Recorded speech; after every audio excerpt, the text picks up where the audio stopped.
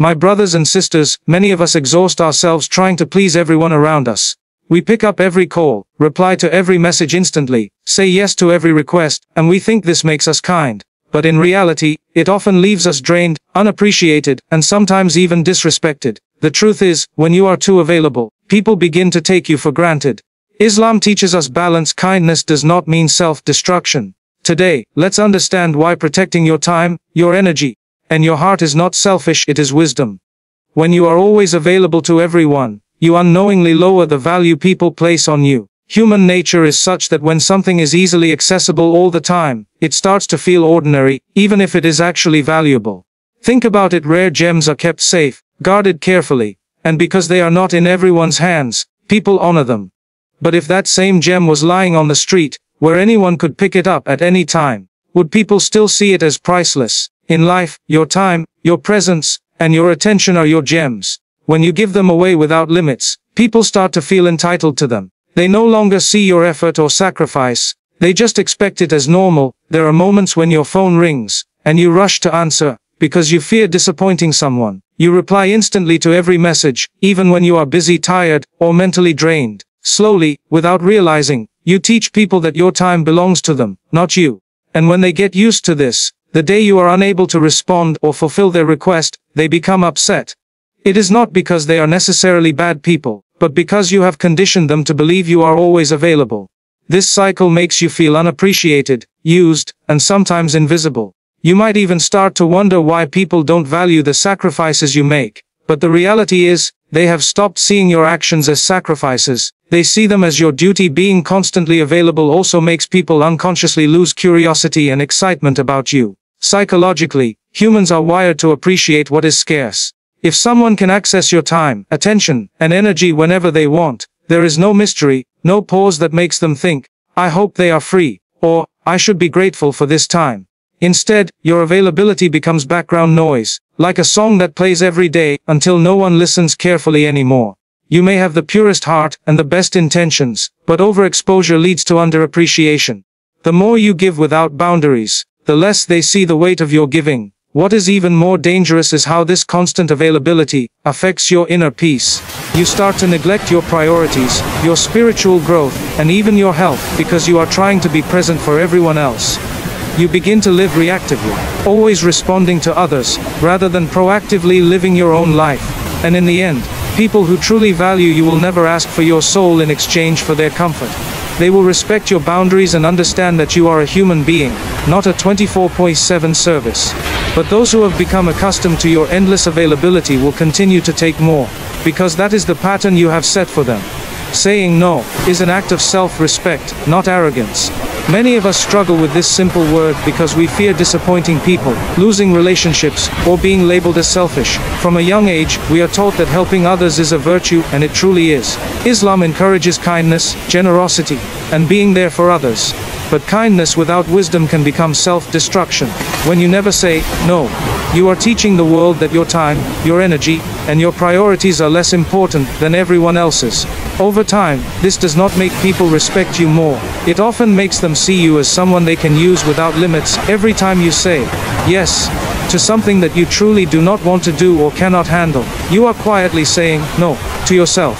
You are saying no to your rest, no to your mental health, no to your personal growth, and sometimes even no to your obligations to Allah. Imagine being exhausted, drained, or overwhelmed, but still rushing to help someone, because you cannot bear the thought of upsetting them. In that moment, you are giving from an empty cup. You are stretching yourself thin for people who might not even realize the cost you are paying. And the painful truth is that the more you keep saying yes, when you need to say no, the more people will expect it, and the less they will appreciate it. Saying no is a form of teaching people how to treat you. It sets a boundary that communicates, my time and energy are valuable, and I cannot give beyond what is healthy for me. A person who respects you will understand this.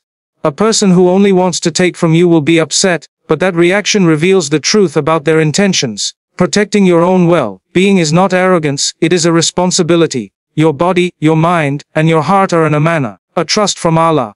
If you burn yourself out to please people, you are neglecting the very trust you have been given. When you learn to say no, something powerful happens inside you. you begin to feel lighter, freer, and more in control of your life.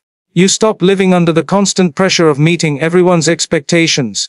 You start living intentionally, giving your yes only to the things that truly matter. You also begin to notice a shift in the people around you. Those who truly care about you will start valuing your time more. They will come to you with respect rather than entitlement.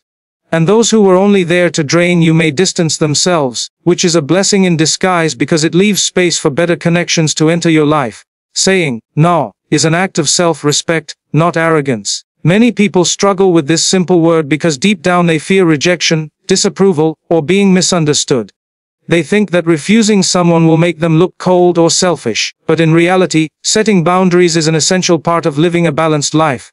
If you are constantly saying yes to every request, every favor, and every demand placed upon you, you are silently saying no to yourself. You are saying no to your rest, your peace of mind, your personal goals, and sometimes even your obligations towards your own family and towards Allah. A life without boundaries may feel like kindness at first, but over time it becomes a prison you have built with your own hands. When you learn to say no, you are not closing the door on kindness, you are protecting it. Because kindness given under pressure, while your heart is heavy and your soul is tired, is not real kindness. It is a burden. When you give from a place of exhaustion, you start to feel resentful. Resentment is the silent poison that kills relationships. You begin to feel used, unappreciated, and invisible. And yet you still keep giving because you fear the consequences of saying no. The cycle continues until your own energy, your own dreams, and your own health are depleted. This is why self-respect is not arrogance. It is a shield that prevents you from burning out while trying to light the world for others. There is also a psychological truth here. People respect what has boundaries. Think of anything valuable, gold, diamonds, sacred places. They are not accessible to everyone at all times, and that is why they are honored. When you never say no, you make yourself too accessible, and people unconsciously begin to take you for granted. They stop seeing your effort as a gift and start seeing it as an obligation.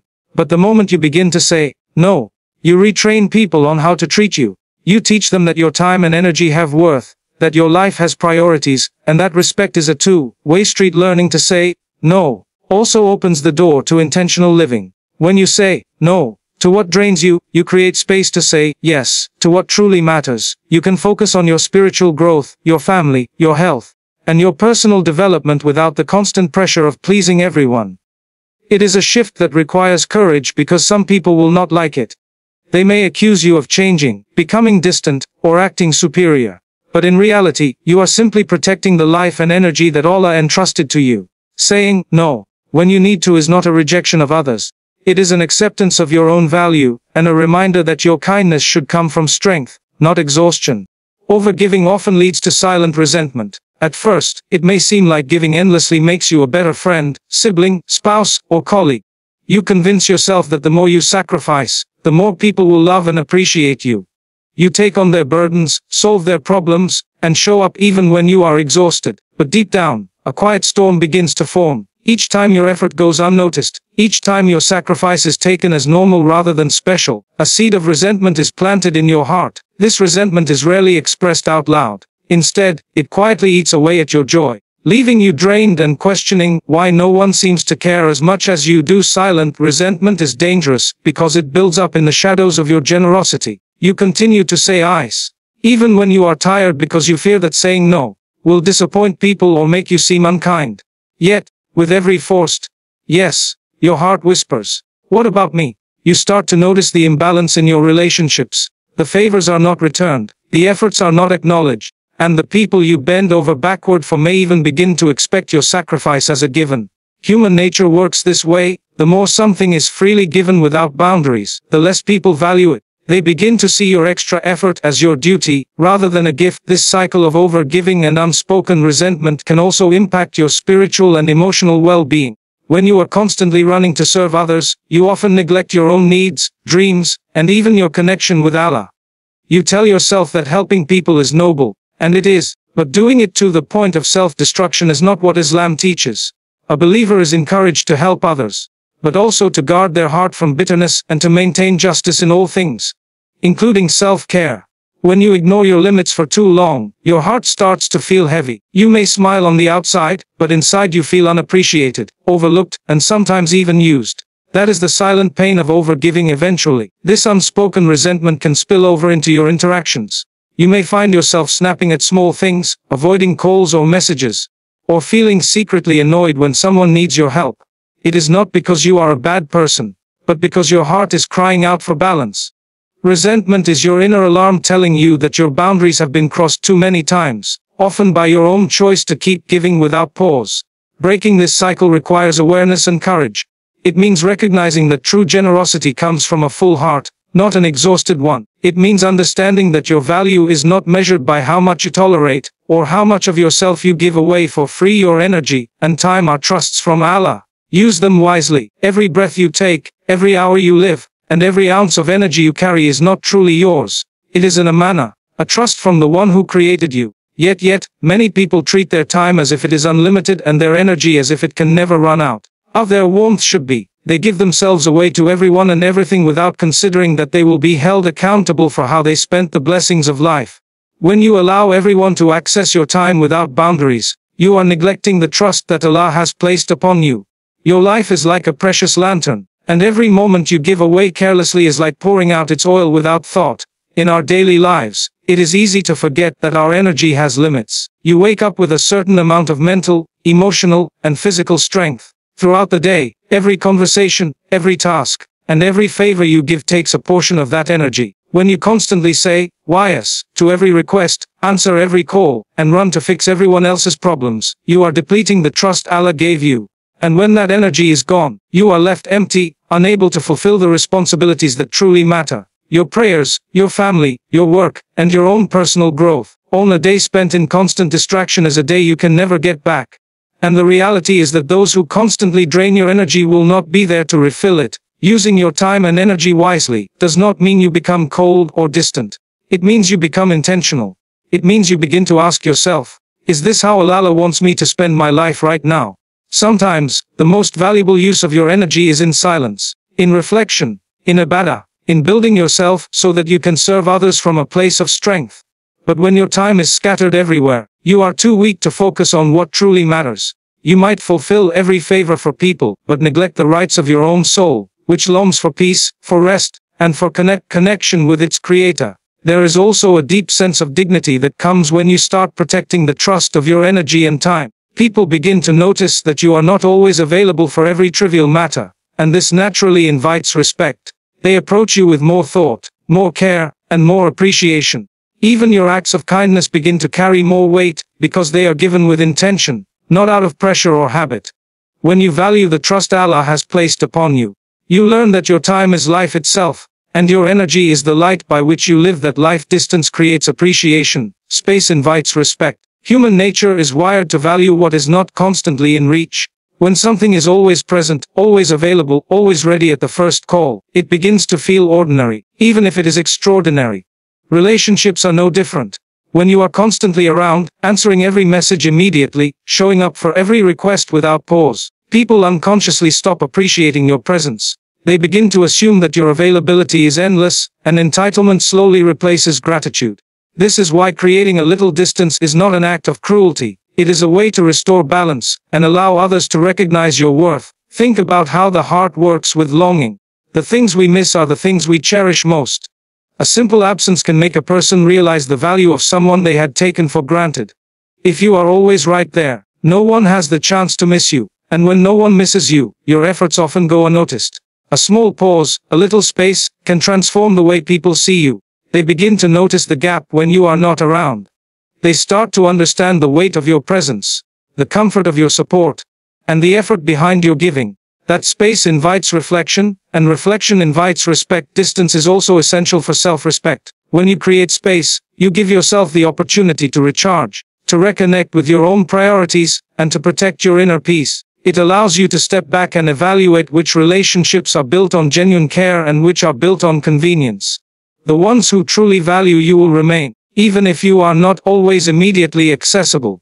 The ones who only used you for what you could give them will drift away, revealing the truth without a single word being spoken. This natural filtering process is a blessing because it clears your life of unnecessary weight and leaves room for deeper, more meaningful connections. Creating distance also strengthens the quality of your interactions.